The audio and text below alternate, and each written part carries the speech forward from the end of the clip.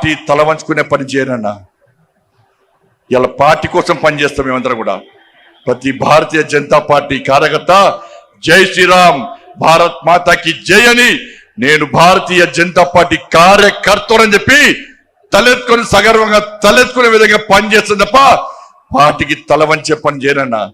చాతగాని మూర్ఖులు, ధైర్యంగా రాజకీయంగా ఎదుర్కోలేని దద్దమ్మలు ఇలా ఏదో చేసి బండి సంజయ్ని గాని భారతీయ జనతా పార్టీని ఇబ్బంది పడితే నేను ఫామ్ హౌస్ లో ఎలకని కాదన్నా,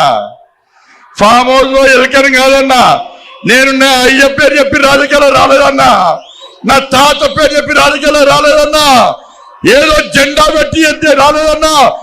నేను కాసేపు జెండాను, కమలపు జెండాను భుజం మీద మోసుకొని సామాన్య కార్యకర్తగా నా రాజకీయం ప్రారంభించి ఒక రాష్ట్రీయ స్వయం సేవక, ఒక ఏబీవీపీ కార్యకర్తగా, ఒక యువమోర్చా కార్యకర్తగా, ఒక నరేంద్ర మోడీ శిష్యునిగా భారతీయ జనతా పార్టీ కార్యకర్తగా పనిచేస్తదప్ప సగర్వంగా భారతీయ జనతా పార్టీ కార్యకర్తని తలెత్తుకొని తిరిగి పనిచేస్తదప్ప తల వంచే పని చెయ్యన్నా.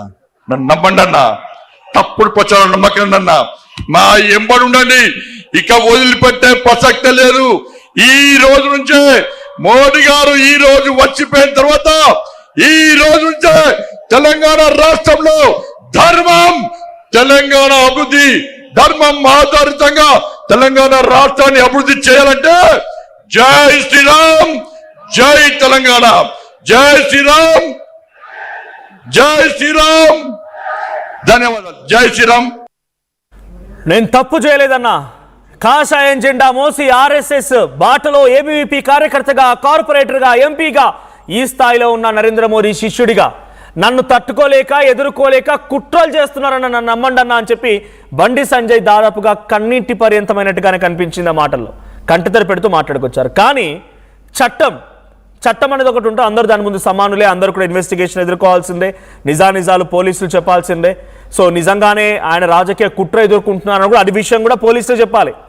నిజంగానే ఆయనపై ఎటువంటి కేసులు లేదు, ఆయన కుమారుడిపై ఎటువంటి కేసులు లేవు, డైరెక్ట్గా ఆయన కుట్రకు గురవుతున్నారు, ఒక పార్టీ తనని కుట్ర చేస్తుందని అంటే అది కూడా పోలీసులు వివరించాల్సిందే.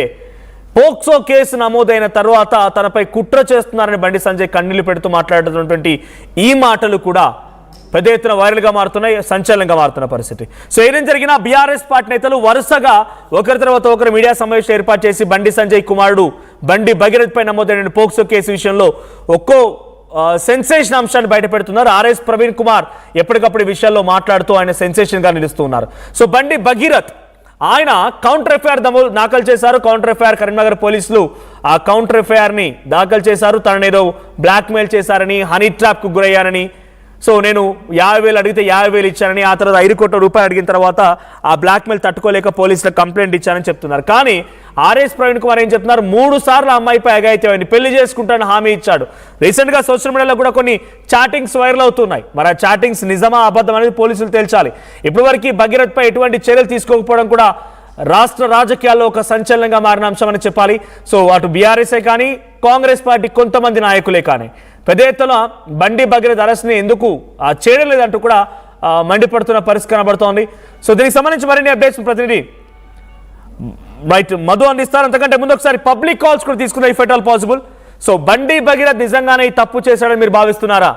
బండి సంజయ్ నాపై రాజకీయ కుట్ర జరుగుతోంది అంటున్నాడు. సో బండి సంజయ్ పై నిజంగా రాజకీయ కుట్ర జరుగుతోందా? ఎవరు రాజకీయ కుట్ర చేస్తోంది? కమ్యూనిస్టులు అండ్ బీఆర్ఎస్ పార్టీ అనేది బండి సంజయ్ అంటున్నమాట. మరి నిజంగా నా కుట్ర నిజమా? సో మీరు కూడా రియాక్ట్ అవ్వచ్చు, మీరు కూడా లైవ్ లో కాల్ చేసే ప్రయత్నం చేయండి. కింద నెంబర్ స్క్రోల్ చేస్తాను నేను, సో ఆ నెంబర్స్కి కాల్ చేయండి. As going on to Madhu ఏం జరుగుతోంది? బండి సంజయ్ కుమారుడు బండి భగీరథ్ పై నమోదైనటువంటి ఈ పోక్సో కేసులో అప్డేట్ ఏంటి? సో జనరల్గా పోక్సో కేసు నమోదైందని 24 hours ఆ వ్యక్తిని అంటే ముందుగా బాధితుల్ని మెజిస్ట్రేట్ ముందు ప్రవేశపెట్టి స్టేట్మెంట్ రికార్డ్ చేస్తారు. ఆ తర్వాత నిందితుని అరెస్ట్ చేస్తూ ఉంటారు. సహజంగా జరిగే ప్రక్రియ. ఇక్కడ ఎందుకు ఆలస్యం అవుతుంది అనేది బీఆర్ఎస్ పార్టీ నుంచి వినిపిస్తున్నమాట. ఏం జరుగుతోంది? ఎగ్జాక్ట్లీ ప్రజెంట్ బండి సంజయ్ కి సంబంధించినటువంటి కుమారుడు బండి భగీరథ్ కేసు పైనే చర్చ జరుగుతుంది కాబట్టి బీఆర్ఎస్ నుంచి అటాక్ పెంచే ప్రయత్నం చేస్తా ఉన్నారు. మొదట ఈ అంశంలో మాట్లాడినటువంటి ఆర్ఎస్ ప్రవీణ్ కుమార్ తర్వాత బీఆర్ఎస్ పార్టీ నుంచి వాయిస్ రైజ్ అవుతా ఉంది. బీఆర్ఎస్ కి సంబంధించిన ప్రెసిడెంట్ తో పాటు రీసెంట్ గా కొద్దిసేపటి క్రితం బీఆర్ఎస్ పార్టీకి సంబంధించిన కుత్బుల్లాపూర్ ఎమ్మెల్యే వివేకానంద గౌడ్ కూడా దీనిపైన వాయిస్ రైజ్ చేశారు. ఇప్పటికీ కేటీఆర్ ట్వీట్ చేశారు, హరీష్ రావు ట్వీట్ చేశారు. దీనిపైన మొత్తం అయితే చర్చ జరుగుతుంది. టోటల్ ఫోకస్ అంతా బీఆర్ఎస్ అంతా కూడా బీజేపీకి సంబంధించినటువంటి అంశంలో ఈ బీజేపీని కార్నర్ చేసేటువంటి విధంగా కార్యాచరణ రూపొందిస్తున్నారు. కొద్దిసేపట్లోనే బీఆర్ఎస్ పార్టీకి సంబంధించినటువంటి ఉమెన్ లీడర్స్ అంతా కూడా కుల ఉమా, హరిప్రియ నాయకు ఎక్స్ ఎమ్మెల్యే, తర్వాత టీజీపీఎస్సీ ఎక్స్ మెంబర్స్ సుమిత్రానంద్, వీళ్ళంతా కూడా ఉమెన్ కమిషన్ ని ఈ రోజు 11:30 కలవడానికి బయలుదేరారు. ఇప్పుడు ప్రజెంట్ అక్కడే దరిగా దానికి సమీపంలో ఉన్నటువంటి పరిస్థితి. పోక్సో కేసుకు సంబంధించి బండి సంజయ్ కొడుకును వెంటనే అరెస్ట్ చేయాలనేటువంటిది అక్కడికి కార్యాచరణ తీసుకున్నారు. సో బీఆర్ఎస్ టోటల్ టర్న్ తీసుకుంది. మొన్నటి వరకు బీఆర్ఎస్ కాంగ్రెస్ అవినీతి, కాంగ్రెస్ పాలన, కాంగ్రెస్ సంబంధించిన పథకాలు అమలు చేయట్లేదు, ప్రజలకు ఇబ్బందులు అనేది ఫోకస్ చేసిన బీఆర్ఎస్ గత 2 రోజుల నుంచి బీఆర్ఎస్ ఫోకస్ అంతా కూడా బండి సంజయ్ పై పెట్టింది. టోటల్ సోషల్ మీడియా టీం కూడా బీఆర్ఎస్ సంబంధించినటువంటి social media team Bandi Sanjay భగీరథకి సంబంధించినటువంటి అంశాలపైనే ఫోటోలు, వీడియోలు, చాటింగ్, దానికి సంబంధించినటువంటి అంశాలపైన ట్వీట్ చేస్తూ వైరల్ చేసే ప్రయత్నం చేస్తా ఉన్నారు. రేపు మధ్యాహ్నం 2 గంటలకు కేసీఆర్ అధ్యక్షతన కీలక సమావేశం ఉంది. మొత్తం కీలక నాయకులు హాజరవుతున్నారు. కేటీఆర్, హరీష్ రావుతో పాటు మాజీ మంత్రులందరూ, ఎమ్మెల్సీ